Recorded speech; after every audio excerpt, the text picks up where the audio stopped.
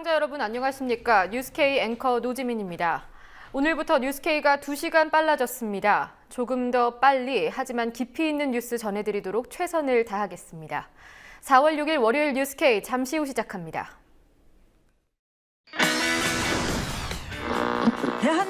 돌아보면 우리들의 마음을 국민이 주인인 방송 국민TV 보이는 라디오가 탄생했습니다. 평일 저녁 시간대를 책임질 다양한 시사 프로그램, 정의로운 변호사들의 법조 뒷담화, 이런 변이 있나? 대한민국을 위협하는 가짜 안보를 해부한다. 김종대, 정욱식의 진짜 안보. 화제의 주인공을 만나 한국 정치를 해부한다. 이용마의 한국 정치. 뉴스와 토크를 아우르는 무개념 토크쇼. 김채구의 맛있는 수다. 역사 왜곡 문제를 파헤치는 진실 프로젝트 100년 전쟁. 음악을 통한 정면 승부. 신개념 뮤직 토크 DD쇼. 시청자의 눈과 귀를 사로잡는 강제 소환 방송. 고퀄리티 보이는 라디오가 여러분을 찾아갑니다. 4월 6일 오후 6시 본방사수. 국민들 모두 보라. 하하.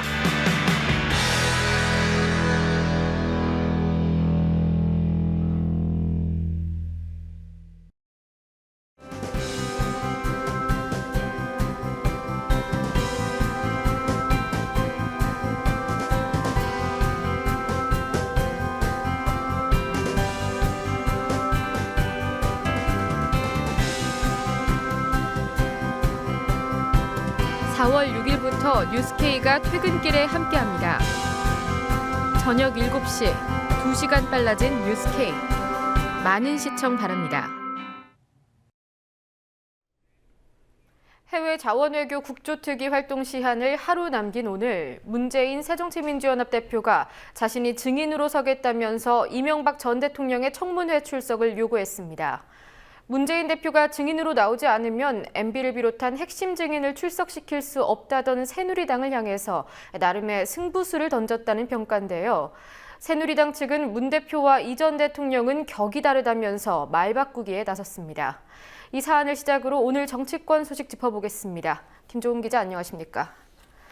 네, 문재인 대표가 자원외교 특위 마감을 하루 앞두고요. 국조 증인으로 자신이 나가겠다 이렇게 직접 말했더군요. 네, 그렇습니다. 오늘 아침 새정치민주연합 최고위원회의에서 문재인 대표가 깜짝 발표를 했는데요. 문 대표는 제가 나가겠다. 이명박 전 대통령도 나오시라며 새누리당의 청문회 증인 출석 요구를 전격 수용하는 강공을 취했습니다. 관련 발언 직접 들어보시겠습니다. 새누리당은 제가 증인으로 나가면 이명박 대통령도 증인으로 나온다고 했습니다. 나온다고 합니다. 좋습니다. 제가 나가겠습니다. 이명박 전 대통령께서도 나오십시오. 진실을 밝히는데 성역이 있을 수 없습니다. 네, 새누리당 반응은 어떻습니까? 네, 새누리당은 당황해하는 모습이 역력했습니다. 그러면서도 문재인 대표의 발언을 애써 깎아내렸는데요. 새누리당 자원외교 특위 간사인 권성동 의원은 이 전 대통령과 문재인 비서실장은 레벨이 다르다며 문재인 대표가 증인을 출석해도 이 전 대통령은 증인으로 부를 수 없다고 말했습니다. 그러나 권성동 의원은 그동안 문재인 대표가 증인으로 나오지 않으면 민주연합이 요구하는 이명박 전 대통령 등 5인방의 증인 출석을 수용할 수 없다고 주장해요. 문재인 대표의 발언 이후 말을 바꾼 모양새가 됐습니다. 한편 김무성 새누리당 대표도 인천 광화에서 열린 현장 최고위원회에서 문재인 대표의 제안에 대해 전직 대통령을 그렇게 함부로 다뤄서야 되겠냐며 수용 불가 입장을 밝혔습니다. 네, 지금 이 자원외교 국조특위 활동 시한이 고작 하루밖에 안 남은 시점이란 말이죠. 그런데 지금 문 대표가 증인으로 나서겠다 이렇게 선언한 이유가 뭡니까?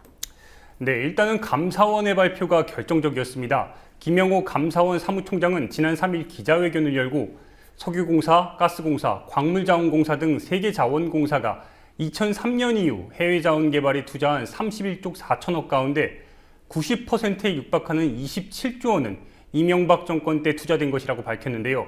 김 총장은 이어서 앞으로도 34조 3천억 원을 추가로 더 투자할 필요가 있어서 자원 3사의 파산까지 우려되는 상황이라고 설명했습니다. 감사원이 자원외교 실패 주범은 참여정부가 아닌 이명박 정권이라고 인정한 셈입니다. 이 때문에 이명박 정권의 자원외교 비리와 현 정권의 사드 도입 등을 놓고 여당 내에서 친박과 친이의 극단적인 대치가 더욱 본격화됐다는 시각이 지배적입니다. 문재인 대표의 자원외교 증인 출석 수용은 이런 상황을 역이용해서 정면 돌파하겠다는 뜻으로 풀이되고 있습니다. 네, 오늘은 세월호 특별법 시행령안 입법 예고 기간의 마지막 날이기도 하죠. 오늘 세월호 유가족들이 해수부를 항의 방문했다고 하더군요. 네, 그렇습니다. 오늘 세월호 유가족 80여 명이 오후에 세종시에 있는 해수부를 항의 방문했습니다. 이 과정에서 작지 않은 충돌이 발생했는데요. 유가족들은 해수부 장관을 만나서 정부의 시행령안 폐기 촉구를 위한 항의 서한을 전달하려고 했습니다. 그러나 장관 만남은 고사하고 서한 전달조차 이루어지지 않았습니다. 이 과정에서 고 오영석 군의 엄마 권미아 씨는 경찰과의 대치 중에 쓰러져 호흡곤란 증세를 일으켜 병원에 긴급 후송되기도 했습니다. 예. 유기준 해수부 장관은 세월호 인양은 여론조사 결과에 따르겠다 이런 말을 했다고 하더군요. 네, 유기준 해양수산부 장관이 오늘자 조선일보와의 인터뷰에서 세월호 인양 여부를 두고 여론조사를 실시하겠다고 밝혔습니다. 유 장관은 이어서 인양 비용과 관련해 900억 원에 이어서 2천억 원 사이가 될 것으로 추정되고 있다고 덧붙였는데요. 이미 인양에 무리가 없다는 기술 검토가 거의 완료된 상황에서 유 장관이 인양의 전제 조건이냐, 구체적인 액수와 여론조사를 언급해 다시 한번 여론으로부터 정부가 인양에 미온적인 것이 아니냐는 질타를 받고 있는 상황입니다. 네, 이런 가운데 박근혜 대통령도 인양에 대해서 좀 긍정적으로 반응을 했다고요. 네, 일단 박근혜 대통령은 인양이 기술적으로 가능하다고 결론이 나면 실종자가 가족과 전문가들의 의견을 수렴해서 선체 인양을 적극적으로 검토할 것이라고 말했습니다. 청와대 수석비서관 회의에서 오늘 한 말인데요. 이미 민간 전문가들은 기술적으로 세월호 인양이 가능하다고 평가하고 있는 상황입니다. 이 때문에 해수부 장관의 미온적인 태도에 대해서는 윗선의 눈치 보기란 시각이 있는 반면 박근혜 대통령의 조건부 선체 인양 검토는 긍정적이긴 하지만 내지르기 정책의 반복이 아니냐는 이런 시각도 없지 않습니다. 세월호 선체 인양에 대한 박근혜 정부의 최종적인 결론이 다시 한번 주목되는 이유입니다. 예, 내지르기 정책의 반복 아니냐는 시각이 틀렸으면 좋겠습니다. 예, 그리고 정부가 세월호 유가족들에게 배상금을 받으면 국가에 이의를 제기하지 않겠다. 그러니까 진상규명을 다시 요구하지 않겠다. 이런 식의 서약을 해야 한다고 해서 논란이 되고 있죠. 예, 그렇습니다. 정부가 세월호 유가족들에게 배상금 등을 받으면 국가에 이의를 제기하지 않겠다는 서약을 해야 한다고 국가 상대 배상 포기각서를 요구해 유가족들의 분노를 자아내고 있습니다. 해양수산부가 어제 인천시청에서 세월호 일반인 희생자 가족 250여 명이 모인 가운데 밝힌 내용인데요. 해수부는 유가족들에게 배포한 세월호 피해 보상 신청과 지급 설명의 안내 책자에 배상금을 받을 때에는 국가와 재판상의 화해를 한 것과 같은 효과가 있음에 동의하며 국가에 대해 어떠한 방법으로도 일절 이의 제기를 하지 않을 것임을 서약해야 한다고 적었습니다. 설명회에 모인 일반인 유가족들은 배상금만 받으면 진상조사 결과가 어떻게 나오든 무조건 수용하라는 것이냐며 크게 반발했는데요.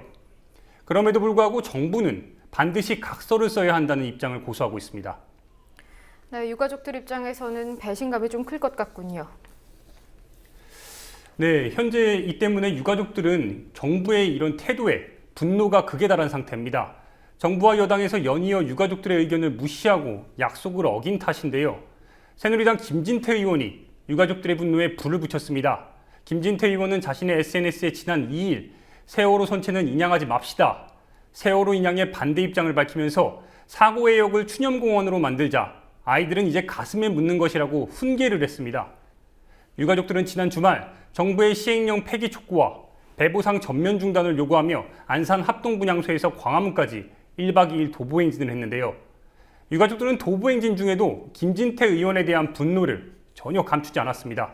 도보행진에 앞서 가진 기자회견에서 울분에 찬 유경근 집행위원장의 발언 직접 들어보시겠습니다. 아이들은 가슴에 묻는 거라고요? 김진태! 당신 자식 잃고 나서 가슴에 묻어!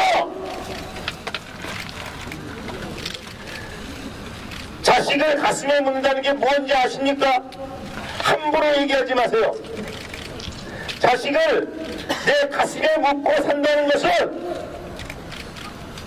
평생 죽을 때까지 피눈물 나는 고통을 끌어안고 살아가는 이야기입니다.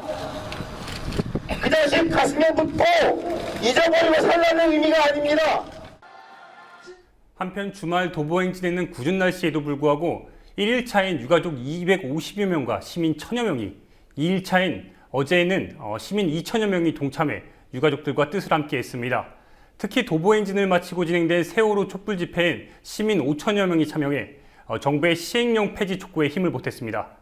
앞서 유가족들은 정부의 시행령에 반대해 광화문과 안산에서 유가족 70여 명이 삭발을 했습니다. 예, 세월호 선체 인양 관련 여론조사들이 좀 있더군요. 인양을 하자는 여론이 인양을 하지 말자는 여론보다 더 많다고 하던데요. 네, 한국일보가 여론조사 기관인 코리아 리서치와 공동으로 조사해 발표한 내용입니다. 오늘자 한국일보에 따르면 지난 2일 전국 성인 1,000명, 그러니까 1,000명을 대상으로 실시한 세월호 일주기 대국민 여론조사를 이렇게 실시한 결과 전체의 77.2%, 그러니까 772명이 세월호 선체 인양에 찬성한다고 응답했습니다. 반면에 인양에 반대한다는 응답은 17.9%, 179명에 불과했습니다. 인양해야 한다는 이유로는 진상규명을 위해서, 그리고 유족들이 원하고 있어서 역사의 교훈으로 남기기 위해서라는 의견이 많았습니다. 결국 국민들의 뜻이 여전히 세월호 유가족들과 같음을 알 수 있습니다. 한 가지 더 있습니다. 오늘자 서울신문 조사에서도 국민의 64%가 실종자를 찾고 원인 규명을 위해 인양해야 한다고 이렇게 보도했습니다. 예, 여기까지 듣겠습니다. 수고하셨습니다.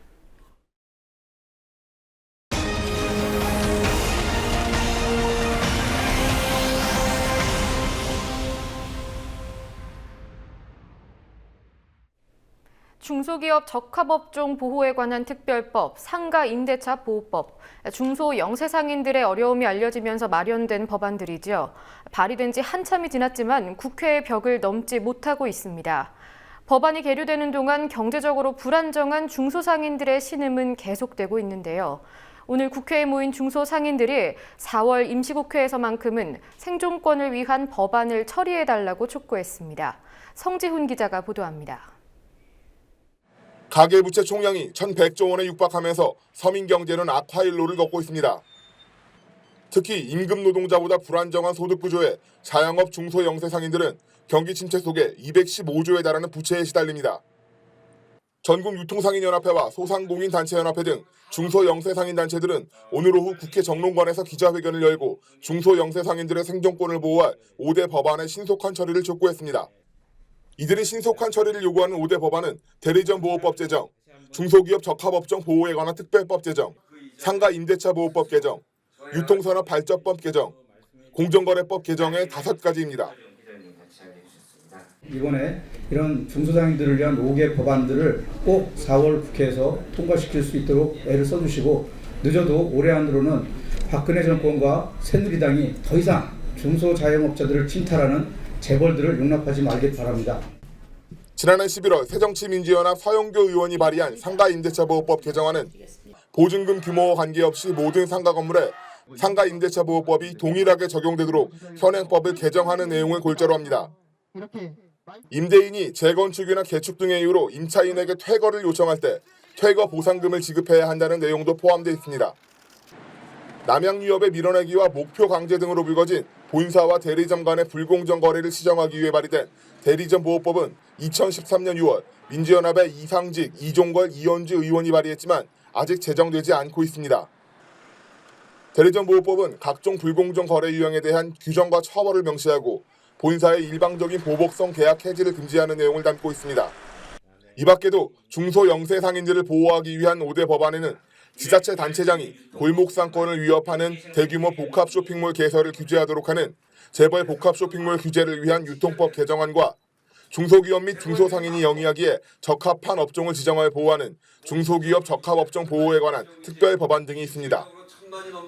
물지로위원회는 그동안 중소상인 살리기 위한 법들을 여러 가지 내놨습니다. 그런데 되지 않습니다. 재벌들이 막고 이 박근혜 정권이 막고 새누리당이 천병으로 국회에서 막고 있습니다. 5대 법안 중 대리점보호법과 유통법 등의 법안은 2013년 이후 오랜 시간 국회에 계류해왔지만 정부 여당의 반대로 통과되지 않고 있습니다. 정부 여당은 대리점에 대한 규정이 모호하다는 등의 이유를 들며 법안의 한계를 지적하지만 새정치민주연합 을지로위원회는 법안의 한계는 일부 인정하면서도 개정 논의 없이 무조건 반대만 하는 정부 여당의 태도가 옳지 않다고 비판합니다. 국민TV 뉴스 성시훈입니다.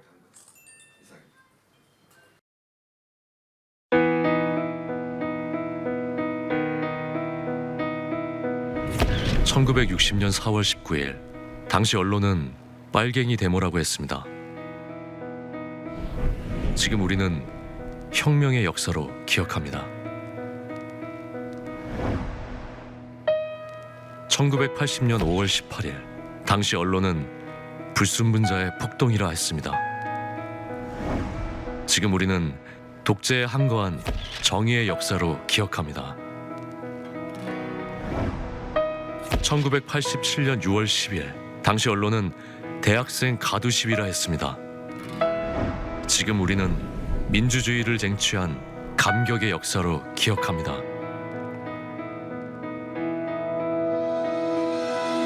백 없고 돈 없는 노동자, 서민, 학생들이 스스로 타올라 역사를 만들었습니다.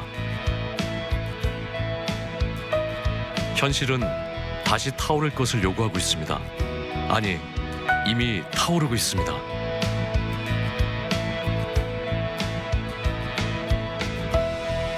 빨갱이를 종북으로, 불순분자를 외부 세력으로, 언론은 말만 바꿨을 뿐 역사를 부정하고 있습니다. 2014년 4월 1일 국민TV가 개국한 이유입니다. 국민TV는 역사를 역사로 기록하겠습니다.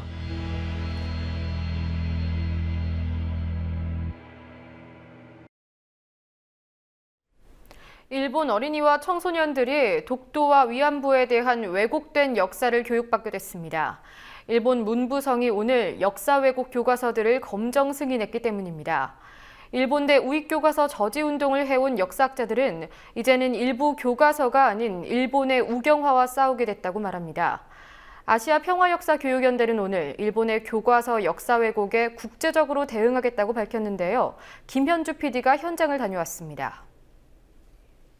일본의 사회과 교과목을 중심으로 저희 시민단체 입장을 발표하는 2014년 1월에 문부과학성에서 아주 중요한 기준을 제시했는데 검정 기준을 변경을 했습니다. 그 검정 기준이 이번 교과서 이 수준 검정에서 절대적인 영향을 미쳤는데요. 그 당시에 발표되었던 검정 그 기준이 이건데요. 그 검정 기준에 의하면 뭐를 이야기하고 있느냐 하면 이 정부 그러니까 역사적 어떤 사실을 기술할 때 가기 결정을 통해서 제시된 정부의 통일된 입장이 있거나 그리고 최고재판소의 결의 이런 것들이 있는 경우에는 반드시 그 견해를 담고 있게끔 되어 있습니다. 그 결과 어떤 결과가 발생했느냐 하면 1905년에 1월 달에 독도를 시마네현에 편입할 때 가기 결정이 있었습니다. 그래서 거의 대부분의 교과서가 그 가기 결정에 의한 편입이라는 내용을 교과서에 쓰고 있습니다. 영토 문제는 북방 영토가 있고 센카쿠 영토 문제가 있는데 독도 문제를 오히려 한 페이지에 배치를 하고요. 중세로부터 에도 시대로부터 어업 활동을 했다는 거, 그 다음에 19세기에 와서는 어업 활동이 확대됐다는 거, 그리고 가기 결정에 의해서 편입했다는 거. 한국이 평화선을 이승만 라인을 그어서 이것을 이제 불법으로 점거하기 시작했다는 거. 그 다음에 국제 샌프란시스코 조약 이런 게 들어가 있고요. 그 다음에 아무튼 쓸 수 있는 건 다 들어가 있습니다. 심지어 뭐까지 들어가 있느냐 하면 경찰력에 의해서 이제 불법 점거됐다라는 거. 그 다음에 시마네현, 그러니까 한일 조약에서 해결이 안 됐고 2005년에는 다케시마의 날까지 제정했다라는 내용까지 담고 있습니다. 일본은 평화적으로 이 문제를 국제사법재판소나 이런 제3의 기구를 통해서 해결하려는 노력을 하고 있는데 한국 정부가 그것을 받아주지 않고 있다. 이런 이야기를 쓰고 있습니다. 영토 부분은 간단히 이제 핵심을 좀 말씀을 드리면 독도를 일본 영토로 기술했던 교과서는 작년에 지리는 4개다, 공민은 4개다, 7개에서 7개다. 그다음에 역사는 7개 중에 3개였습니다. 그런데 이번에는 모든 교과서에 100%로 이제 늘었다는 것이고요. 역사가 4개가 안 썼다가 다 쓰게 된 거죠. 그다음에 불법 점거하고 있다. 이 논리가 이제 대폭 늘어났는데요. 이 불법 점거하고 있는 것은 지난번 교과서에서는 18개 중에 4개만이 기술했습니다. 4개만 기술했는데 지금은 18개 중에 13개가 기술하고 있습니다. 이거는 뭐 2배가 아니라 3배 이상 늘은 거죠. 이런 기술이 지금 확대되고 있다는 것이고요. 강제동원이라는 용어 자체를 사용한 교과서가 없어졌습니다. 아예 강제동원이라는 말이 없어졌고요. 위안부는 아까 말씀드린 대로 다 삭제가 되고 마나비샤 교과서에서만 내용적으로 그것이 실려 있다라는 것을 다시 말씀드리겠습니다. 나름대로 마나비샤는 위안부 문제와 관련해서 대단히 중요한 고민을 했다라는 것이고, 위안부 기술에 대해서 이번에 새로 진입한 마나비샤에서 위안부를 명시해서 기재를 했습니다. 근데 검정 과정에서 위안부라는 용어를 삭제 명령을 받고 삭제할 수밖에 없는 그런 어떤 사태가 발생했습니다. 그러니까 출판사가 분명히 썼음에도 불구하고 그것을 검정 지도를 통해서 지워버렸다는 것이죠. 이 전국의 어떤 정책이 그대로 관철된 교과서들이 검정을 통과했다. 이렇게 보겠습니다. 아베 총리가 주장하고 있는 자유권, 집단적 자유권이라든지, 그 다음에 위안부 문제에 강제성이 없다는 주장이라든지, 자위대가 군으로서 국제 공조를 확장시켜야 된다는 이런 것들이 교과서 전반에 지금 침투했다는 것이고요. 과거에는 교과서 이쿠샤, 지우사, 그 전에는 푸슈샤가 되고 그 채택률 저지가 중요한 교과서 운동의 축을 이루고 있었는데, 이제 교과서 전체가 나빠졌다고 할까? 비슷해졌기 때문에 채택률 저지 싸움이 갖는 의미가 상당히 축소됐다라는 것이 굉장히 큰 문제점 같아요. 네. 다시 말해서 일본의 우경화 전체와 싸워야 되는. 앞으로 교과서 대응이라는 게 뭐 나쁜 교과서 하나를 어떻게 좀 채택을 하지 못하고 이런 수준이 아니고, 어떻게 보면 그 윗선에 있는 검정 기준, 아까 이렇게 강요하는 거 있잖아요. 그렇게 해야지만 통과하게 만드니까 그런 것들의 개정의 문제부터. 과거에는 교과서 이쿠샤 함께 만드는 언론 미디어 동서와 여기는 국민 TV. 함께 만드는 언론 미디어 동서와 여기는 국민 TV.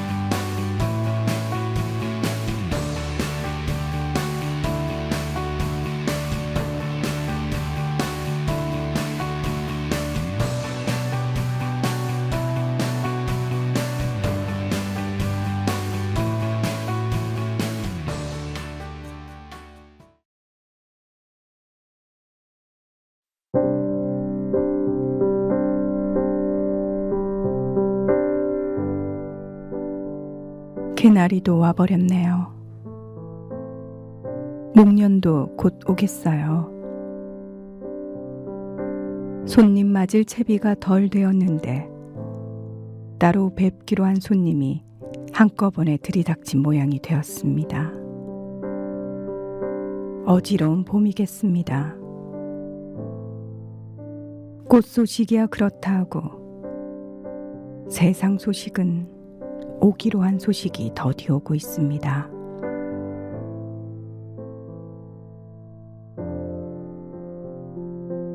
세월호 대책이 그렇고 경제 민주화가 그렇고 경남 의무급식은 어디쯤 오고 있나요?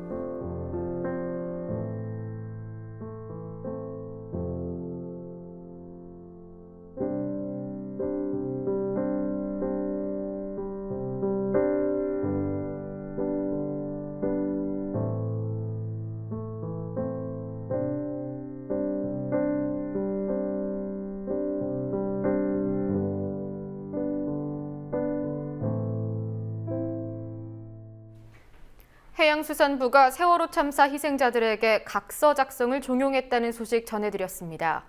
배상금을 받는 것은 재판상 화해가 성립된 것으로 보기 때문에 더 이상 이의 제기를 할 수 없다는 논리였죠. 진상규명을 원하는 희생자 가족들에게 더 이상 진상규명 요구 않겠다고 각서를 쓰라는 정부. 배보상금 논의를 단순히 돈 문제로만 보기 어려운 이유입니다. 급물살을 타고 있는 세월호 인양 논의 역시 마찬가지입니다. 국민 여론 따라 인양 여부를 결정하겠다는 유기준 장관은 이제까지 들어간 비용, 앞으로 들어갈 비용을 알린 뒤에 의견을 수렴하자고 강조합니다. 그리고 오늘 특조위 무력화 방안으로 비판받아온 세월호 특별법 시행령안은 의견 수렴 기간을 마쳤습니다. 세월호 참사의 비용을 이야기하면서 그에 대한 여론에 주목하고 있는 정부인데요. 세월호 참사 진상규명에 대한 여론에만 무감각한 이유는 무엇인지 묻고 싶습니다. 4월 6일 뉴스K는 여기까지입니다. 시청해주셔서 고맙습니다.